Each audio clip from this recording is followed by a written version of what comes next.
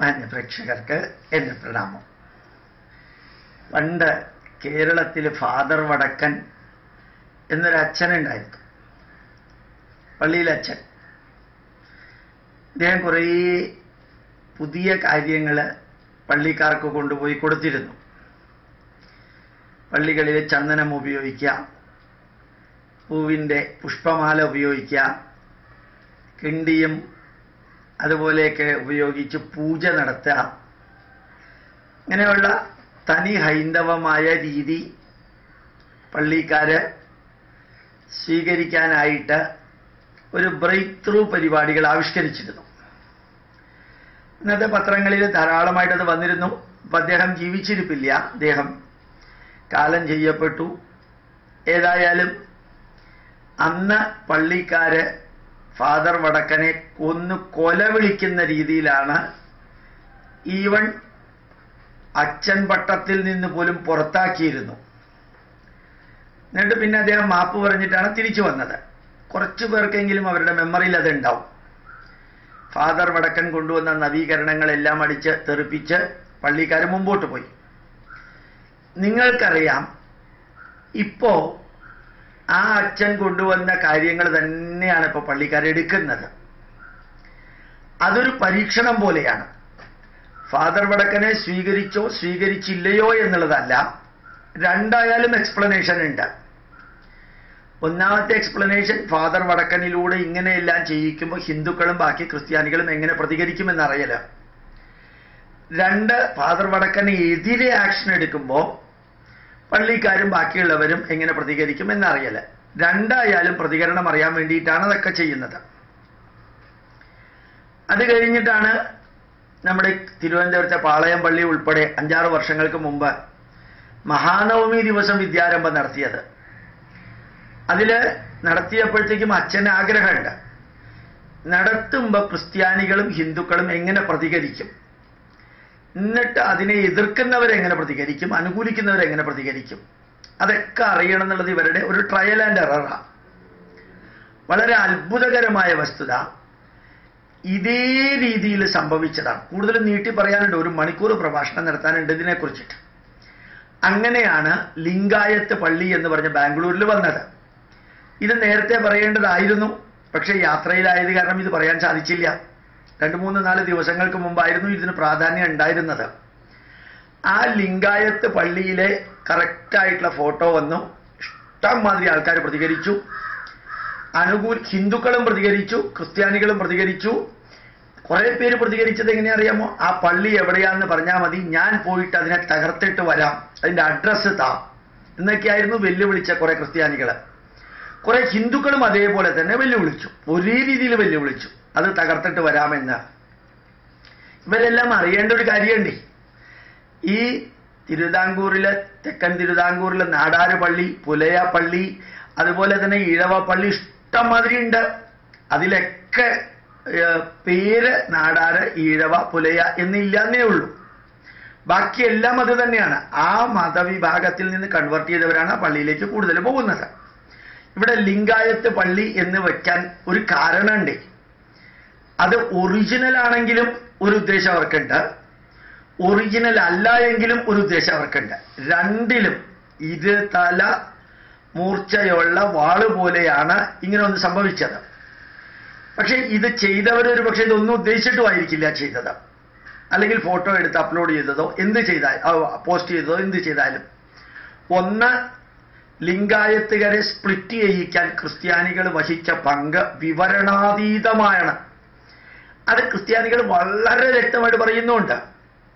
ലിംഗായത്തിനെ മറ്റൊരു മതമാക്കി അതിനെ എളുപ്പത്തിൽ ക്രിസ്ത്യാനിറ്റിയോട് അടുപ്പിച്ച് പിന്നെ ക്രിസ്ത്യാനിറ്റിക്ക് വേണ്ടതെല്ലാം ചെയ്യുക എന്നുള്ള ആ കർമ്മം അവർ ചെയ്ത് എലക്ഷന് അതിന് പറ്റിയ രീതിയിൽ എന്തൊക്കെയോ ചെയ്തു.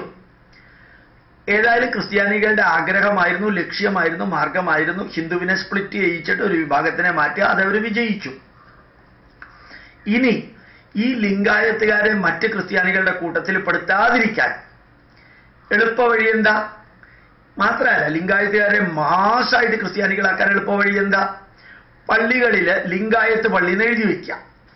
ഇപ്പൊ ലിംഗായത്ത് കാത്തലിക് ചർച്ചോ ലിംഗായത്ത് ക്രിസ്ത്യൻ ചർച്ചോ എഴുതി വയ്ക്കാം. അപ്പോൾ ഞാൻ മറ്റ് ക്രിസ്ത്യാനികളുടെ കൂട്ടത്തിലുള്ള ക്രിസ്ത്യാനിയല്ല, ശരിക്ക് ലിംഗായത്ത് ക്രിസ്ത്യാനി തന്നെയാണ്. ദൈവത്തെ മാത്രം മാറ്റിയെന്നേ ഉള്ളൂ. എൻ്റെ ബാക്ക്ഗ്രൗണ്ട് മാറിയിട്ടില്ല, കാരണം ഞാൻ ലിംഗായത്ത് തന്നെയാണ്. അങ്ങനെ ഒരു പള്ളി ഉണ്ടാക്കി അതിൽ വികാരം കൊള്ളിച്ച് എന്തായിരിക്കും ക്രിസ്ത്യാനികളുടെയും മുസ്ലിങ്ങളുടെയും ഭാഗത്ത് ഉണ്ടാകുന്ന റിയാക്ഷൻ. ആ റിയാക്ഷൻ ഉണ്ടായി. അത് കഴിഞ്ഞ് ഏതോ ഒരു പത്രക്കാരൻ അങ്ങ് പബ്ലിഷ് ചെയ്തു ഇത് ഫോട്ടോഷോപ്പാണെന്ന് പബ്ലിഷ് ചെയ്തതോടുകൂടി ഹിന്ദുക്കളുടെ വികാരം തീർന്നു, ക്രിസ്ത്യാനികളുടെ വികാരം തീർന്നു. ഇയാൾ ഏതാ ഇതിലെ ശരി എന്ന് അന്വേഷിക്കാൻ ആരും ഇറങ്ങിയില്ല. അപ്പോൾ പത്രക്കാരന്റെ ലക്ഷ്യം എന്താണെന്ന് വെച്ച് കഴിഞ്ഞാൽ ഇത് ഫോട്ടോഷോപ്പാണെന്ന് പറഞ്ഞാൽ പിന്നെ ഹിന്ദുക്കൾ വിചാരിക്കും ഓ അങ്ങനെയൊന്നും ഇല്ല, വെറുതെ ഫോട്ടോഷോപ്പിൽ ഉണ്ടാക്കിയ ഒരു രൂപമാണ് എന്ന്. അതുമാതിരിയുള്ള പള്ളിയും അല്ലെങ്കിൽ പുതിയ പള്ളിയിൽ ലിംഗായത്ത് പള്ളി എന്ന് എഴുതാനും പഴയ പള്ളിയിൽ പെയിന്റ് ചെയ്തിട്ട് ലിംഗായത്ത് പള്ളി എന്ന് എഴുതിയിട്ട് ജനങ്ങളുടെ വികാരം എന്താണ്, പ്രത്യേകിച്ച് ഹിന്ദുക്കളുടെ വികാരം എന്താണ്, ലിംഗായത്തുകാരുടെ വികാരം എന്താണ്, ക്രിസ്ത്യാനികളുടെ വികാരം എന്താണെന്ന് മനസ്സിലാക്കാൻ രണ്ട് രീതിയിലും ക്രിസ്ത്യാനികൾക്ക് സഹായിച്ചത് ഈ ഫോട്ടോഷോപ്പ് ലിംഗായത്ത് പള്ളി എന്ന പ്രചരണം ഉണ്ടായതാണ്. ഇതിൽ ഏത് ശരിയാവട്ടെ ഏത് ശരിയല്ലാതിരിക്കട്ടെ, ലിംഗായത്ത് പള്ളി എന്നൊരു പള്ളി അവിടെ ഉണ്ട് എന്ന് തന്നെ വിചാരിക്കാം. അപ്പോൾ പ്രതികരണം എന്താണെന്ന് മനസ്സിലാക്കാൻ ഇവർക്ക് എല്ലാവർക്കും സാധിച്ചു. ഒരു 5-6 ദിവസം കഴിഞ്ഞപ്പോൾ അത് ഫോട്ടോഷോപ്പാണെന്ന് പ്രസിദ്ധീകരിച്ചു. അപ്പോൾ വികാരം തണുത്തു. ആദ്യം ഫാദർ വടക്കനെതിരെ ആക്ഷൻ എടുത്തു, ഇതെല്ലാം ചെയ്തു. എന്നിട്ട് ഫാദർ വടക്കൻ പറഞ്ഞത് തന്നെ ഏറ്റെടുത്തു. ഇപ്പൊ നോക്ക, ഇപ്പൊ ശരിക്കും പറഞ്ഞു കഴിഞ്ഞാൽ കലൂരിലുള്ള ഒരു പള്ളിയുണ്ട്, നായർ പള്ളി എന്നാണ് ഇപ്പോഴും അറിയപ്പെടുന്നത്. എഴുതിയിട്ടില്ലെന്ന് മാത്രമേ ഉള്ളൂ. എഴുതുന്നത് എന്തിനാ? കണ്ട് മനസ്സിനകത്തേക്ക് എടുക്കാനാണ് എഴുതുന്നത്. അല്ലാതെ തന്നെ മനസ്സിനകത്തേക്ക് ഇത് കൊണ്ടുപോയിട്ടുണ്ടെങ്കിൽ പിന്നെ എഴുതുന്നത് എന്തിനാ?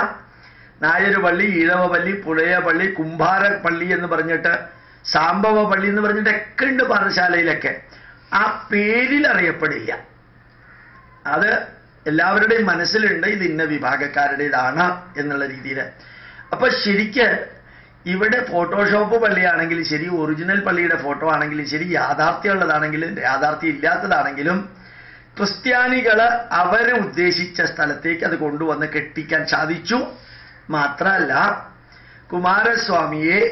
കുമാരസ്വാമി പറഞ്ഞിരിക്കുന്ന 10-18 പോയിന്റുകൾ കോൺഗ്രസിനെതിരെ പറഞ്ഞിരിക്കുന്നത് വളരെ വ്യക്തമായിട്ട് ഫസ്റ്റ് പോസ്റ്റിൽ വന്നിട്ടുണ്ട്, ഡെയിലി ഹണ്ടിലും വന്നിട്ടുണ്ട്, അതുപോലെ തന്നെ ടൈംസ് നൗവിലും വന്നിട്ടുണ്ട്.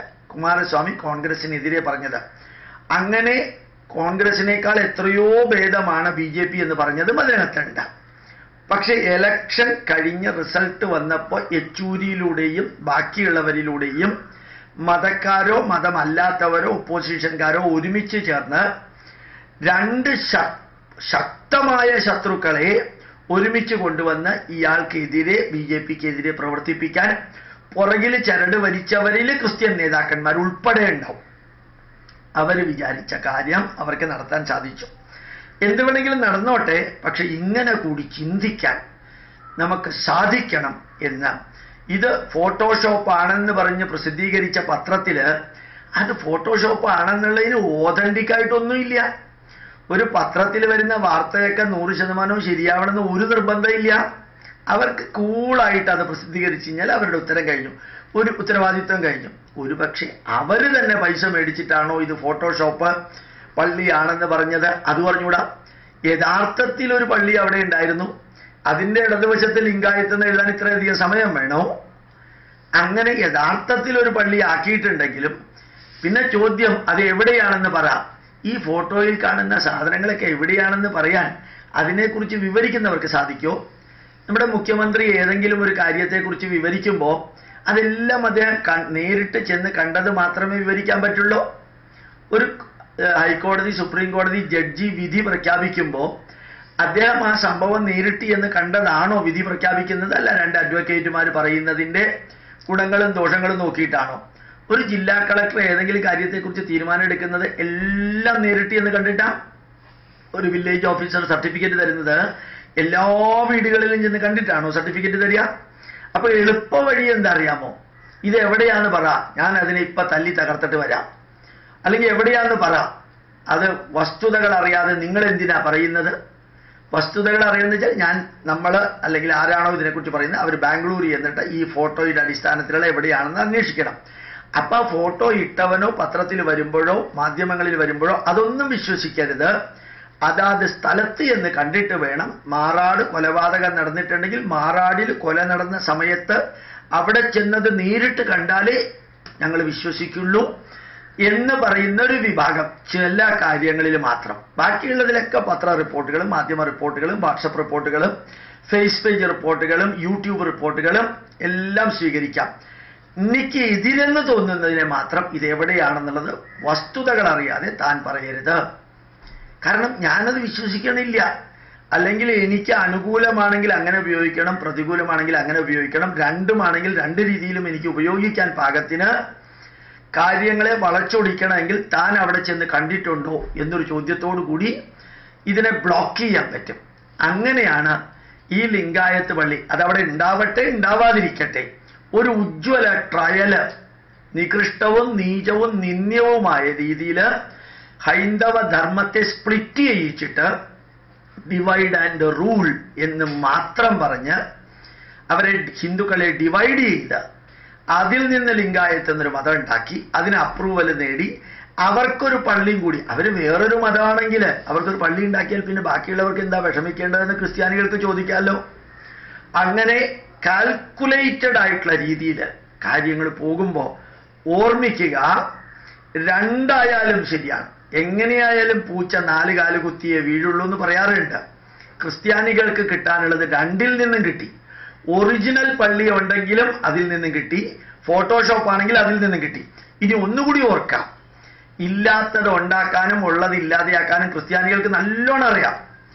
6-7 മാസം ബോധമില്ലാതെ കിടന്ന KR നാരായണന്റെ ഭാര്യയെ ക്രിമേറ്റ് ചെയ്തത് ഡൽഹിയിലൊരു പള്ളിയിലാണ്. KR നാരായണന്റെ ഭാര്യയെ ക്രിമേഷൻ നടത്തിയത്, ബറിയൽ നടത്തിയത് പള്ളിയിലാണ്. KR നാരായണൻ എന്ന ഹിന്ദുവിനെ ക്രിമേഷൻ നടത്തിയത് യമുനാ തീരത്ത് എവിടെയോ ആണ്. അദ്ദേഹത്തിന്റെ ഡെഡ് ബോഡിയോ ചാരമോ എല്ലോ അസ്ഥിയോ മണ്ണോ ഒന്നും എടുക്കാതെ KR നാരായണന്റെ 6 മാസം ബോധമില്ലാതെ കിടന്ന് മരിച്ച ഭാര്യയുടെ ഇടത് സൈഡില് ഒന്നുമില്ലാതെ KR നാരായണന്റെ ഒരു ബറിയൽ മെമ്മോറിയലും നല്ല ഗ്രാനൈറ്റ് ഇട്ട് ഉണ്ടാക്കി. അതായത് ഭർത്താവ് KR നാരായണൻ ഇപ്പുറത്തും ഭാര്യ ഇപ്പുറത്തും. ആ KR നാരായണൻ തന്നെയാണ് പേരിട്ടിരിക്കുന്നത്. പള്ളിക്കാരുടെ ഗുണം എന്താ അറിയാമോ? വരുന്നവർക്കെല്ലാവരും 100% അറിയാം ഇത് ഒറിജിനൽ KR നാരായണനാണെന്ന്. വസ്തുത എന്താണ്? KR നാരായണന്റെ ഒരു മണൽത്തരി ചാരം, ഒരു അസ്ഥികൂടം പോലും ഇല്ല. അത് യമുനാ തീരത്താണ്. അതിന്റെ ഒന്നും ഇവിടെ വെക്കാതെ അദ്ദേഹത്തിന് പള്ളിയിലല്ല കുഴിച്ചിട്ടിരിക്കുന്നത്, പക്ഷെ ഒരു തറയുണ്ടാക്കി ഇത് KR നാരായണന്റെ മിസ്സിസിന്റെ ശവകുടീരം, ഇത് KR നാരായണന്റെ. അപ്പൊ ഇന്ത്യൻ പ്രസിഡന്റിനെ ഒരു ക്രിസ്ത്യാനിയാക്കാൻ എത്ര കൂളായിട്ട് ക്രിസ്ത്യാനികൾക്ക് സാധിച്ചു നോക്കാം. ഇത് ജനൻ TV മാത്രമേ വന്നുള്ളൂ. അതുപോലെ തന്നെ ജന്മഭൂമി പത്രത്തിലേ വന്നുള്ളൂ. ബാക്കിയൊന്നും വന്നില്ല. നോർത്ത് ഇന്ത്യയിൽ എവിടേക്കോ വന്നു. പക്ഷേ KR നാരായണൻ മലയാളിയായ സ്ഥിതിക്ക് ഇവിടുത്തെ ബുദ്ധിജീവികളും യുക്തിവാദികളും സാംസ്കാരിക നായകന്മാരും മൈനോറിറ്റിയെ സംരക്ഷിക്കാൻ വന്നവരും ഈ പച്ചക്കള്ളം തനി തട്ടിപ്പും വെട്ടിപ്പും പുറത്തേക്ക് കൊണ്ടുവന്നുമില്ല. അവർ കൊണ്ടുവരില്ലല്ലോ. അതുപോലെയാണ് ഇവിടെ ലിംഗായത്ത് പള്ളിയുടെ ഫോട്ടോഷോപ്പ് ചരിത്രം ഇല്ലാത്തത്. പള്ളി ഉണ്ടാക്കലും ഉണ്ടാക്കിയ പള്ളി ഫോട്ടോഷോപ്പ് ആക്കലും പിന്നെ അങ്ങ് ഉരുണ്ട് കളിക്കലും രണ്ടിൽ നിന്നും മുതലാക്കാനുള്ളത് ക്രിസ്ത്യാനികൾക്ക് മുതലാക്കാൻ അറിയാം. അത് അവർ ചെയ്തു എന്ന് കൂടി ഒന്ന് ഓർമ്മിപ്പിക്കുന്നു. പ്രണാമം, നമസ്കാരം.